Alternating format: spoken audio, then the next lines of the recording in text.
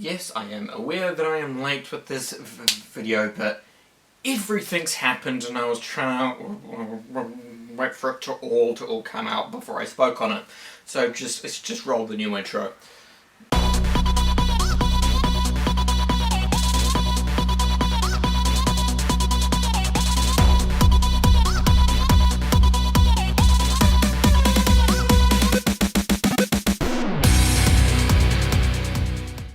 Hello and welcome back to Pop Culture Recap, a series where I break down the past month's entertainment news. And as I said, there's been a hell heap of things that have happened. So, and the reason this video is late is that I wanted to wait until I watched one of the shows before talking about it. But first of all, we'll do it in chronological order. So, first of all was the Super Bowl happened. The biggest sporting event in America, which I don't care about sports, I just care about the advertising and everything else about it. So aside from the sports, there was the usual hubbub about the ads of the Super Bowl, because Super Bowl ads always either try way too hard or just end up being a really political thing. And obviously there were quite a few examples of that. I didn't watch all of them because I don't have time, but the ones that everyone is talking about there was the Microsoft one that just patted themselves, that patted the Super Bowl on the back for having the first female coach of the Super Bowl, and that was somehow selling us a Microsoft product. There was the Rick and Morty Pringles ad, which was obviously hilarious and broke the fourth wall. And then there was some weird peanut butter commercial, had this baby nut mascot who was meant to be this big popular thing, but I don't really know.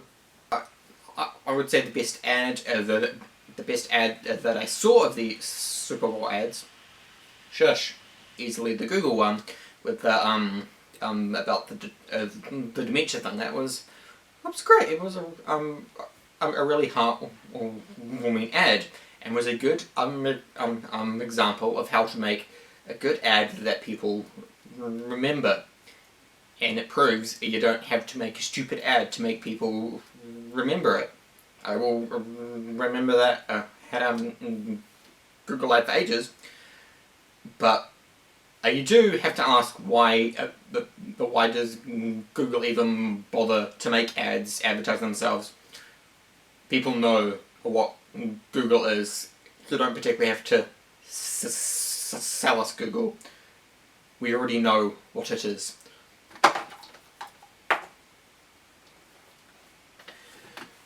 And the other thing about the Super Bowl that got people talking was the halftime show, which I don't particularly care about the halftime show of this Super Bowl. I don't particularly care about the Super Bowl at all, to be honest. But just everyone talked about it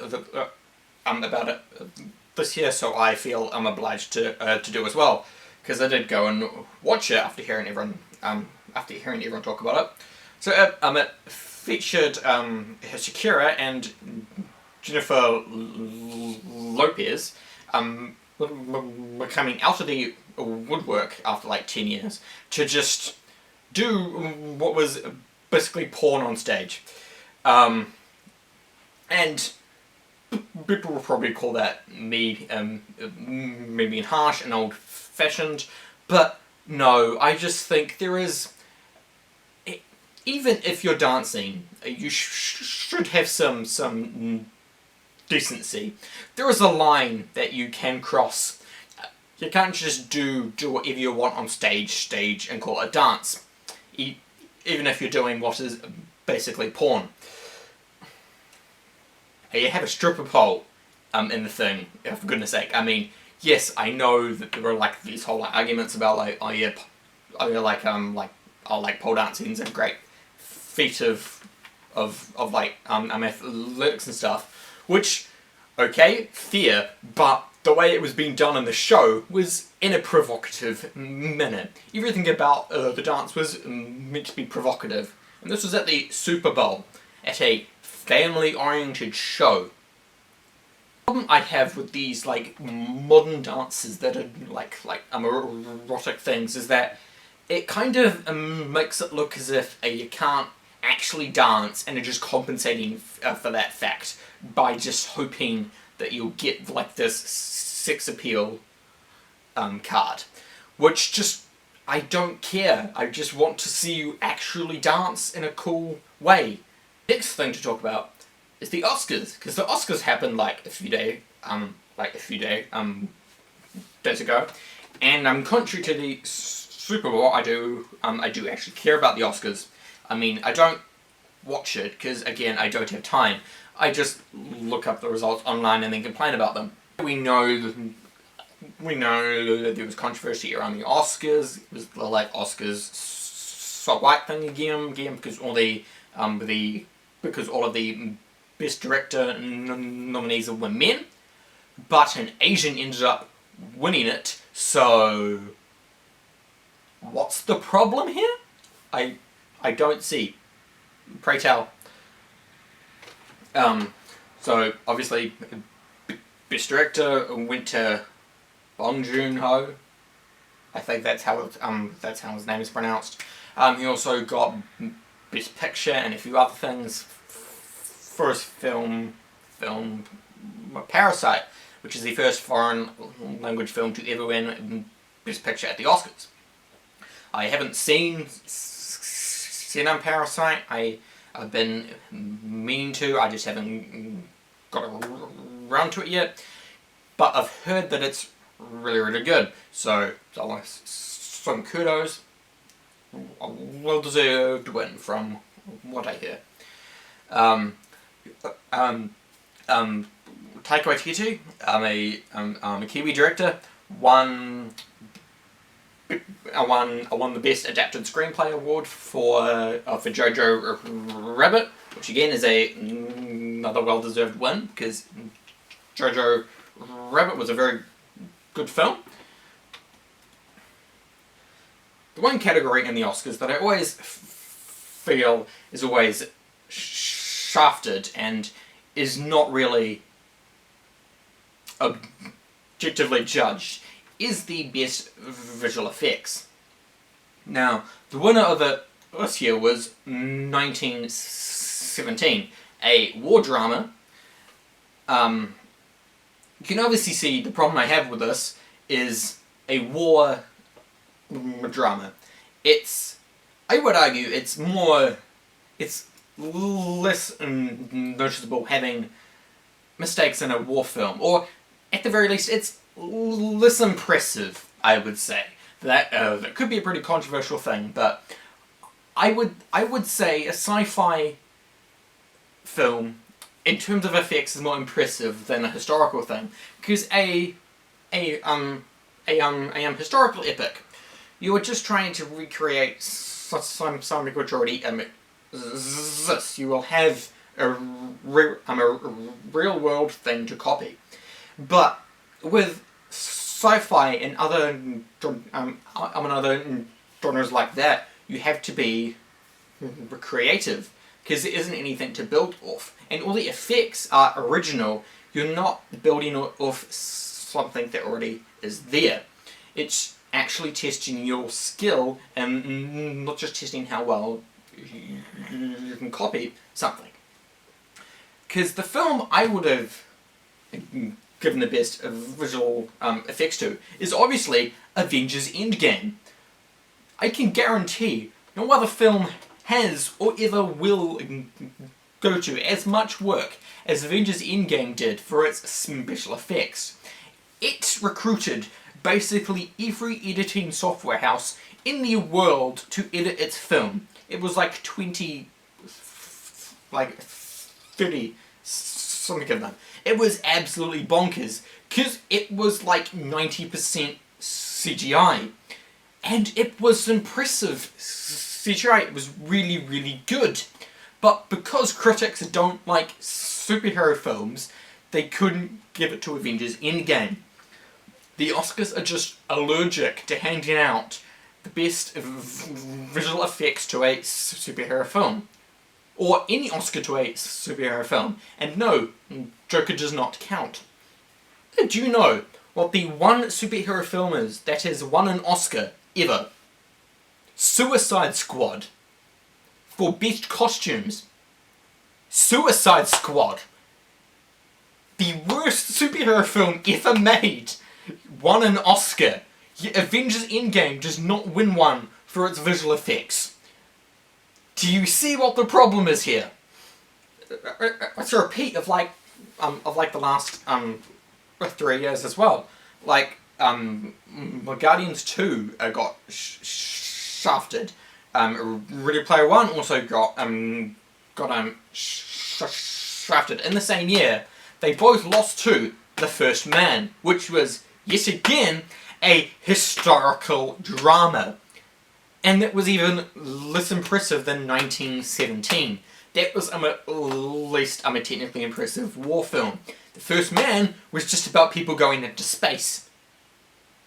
This is why a good way to fix this would just make the Oscars like votable. Allow people to come in and vote for the films in the specific categories. That is fair, and it isn't just like 10 people's opinions. Because I don't actually know on how they judge these Oscars, but people are always annoyed at them afterwards because they haven't picked X film. If you actually left it open to a vote for people to pick, oh yeah, I think this film had the best visual effects, then it's an objectively correct decision, because this is what the public thinks. It's not just what 10 people think. Because if I went out into the street and asked anyone what film do you think deserves the Oscar for best visual effects, I can guarantee probably only about one person would say 1917. Everyone else would probably say Avengers Endgame or something similar, because it's impressive. Let's move on to the reason that this video got delayed, and that was because I had to watch Birds of Prey before doing this, because I wanted to talk about Birds of Prey and the fabulous emancipation of one Harley Quinn. Like, yes, that's its actual name. So, initially when I saw the trailers for this film, I was like, oh yeah, it looks okay. Because I didn't know like anything about the DC comics at that point. And I didn't until like two months ago, where more and more like traction was being gained by the film. So I was like, you know, I will actually go and read the entirety of the Birds of Prey comic series to see how this film will stack up. And this is no exaggeration when I say the percentage of the comic that the Birds of Prey film actually adapts is 0%. If you dropped Birds of Prey from the title of this film, it does not change a single thing.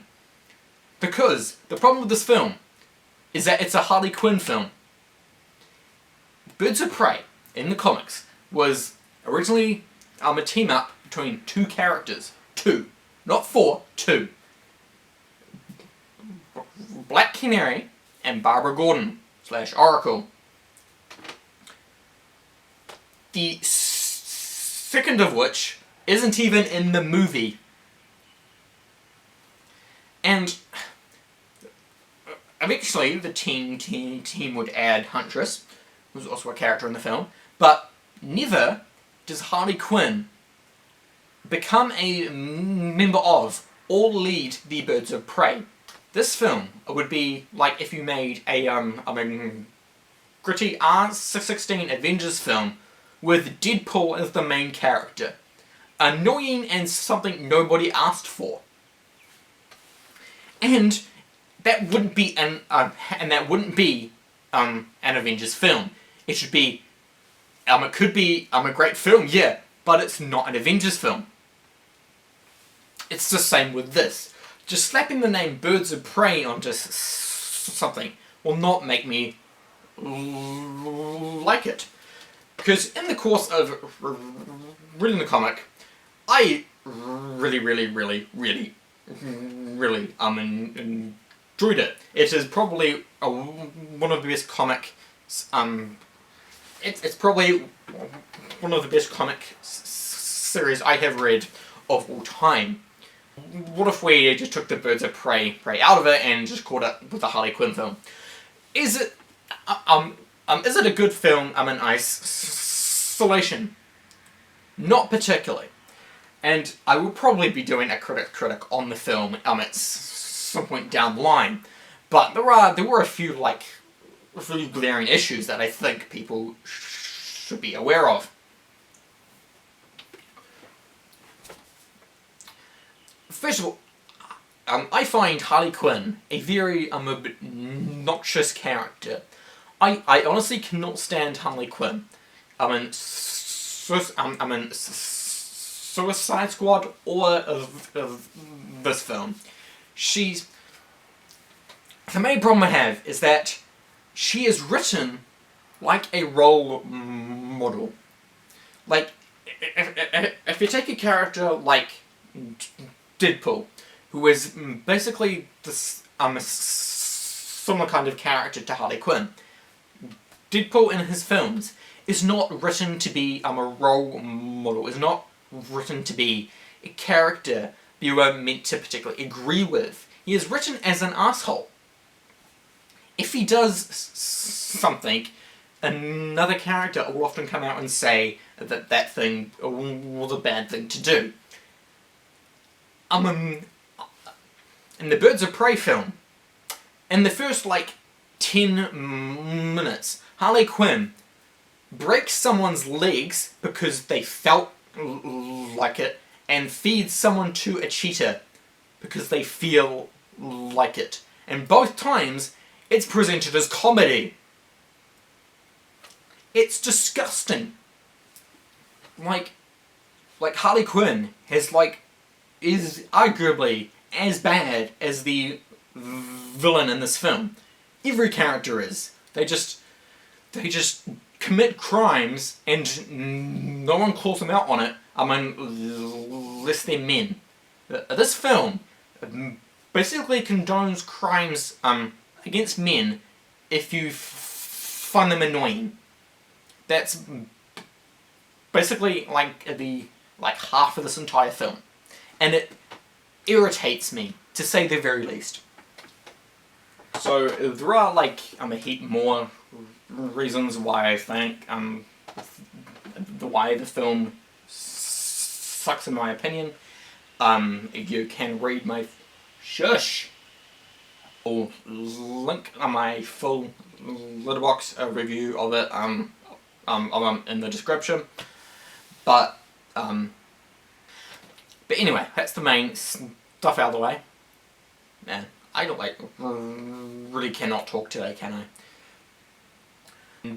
Doctor Who is currently in its 12th modern season currently, and I was planning to talk about Doctor Who in this video, but then the Super Bowl and the Oscars happened, so I had to be pushed down the pipeline for more important things. I mean, anything's more important than Doctor Who at the moment. But no, I will be talking about that next time after the series finale, and then I can accurately describe how much the show's gone down the toilet, or I'm up its own ass. One of the two. but a quick preview of that would be the show is trying extremely hard to prove that it knows its own history, failing horrendously, and is also just really boring and unoriginal. But more on that next time. Apologies for my horrendous speaking ability today. Hopefully you stuck through. But anyway, I will catch you all in the next video. Farewell.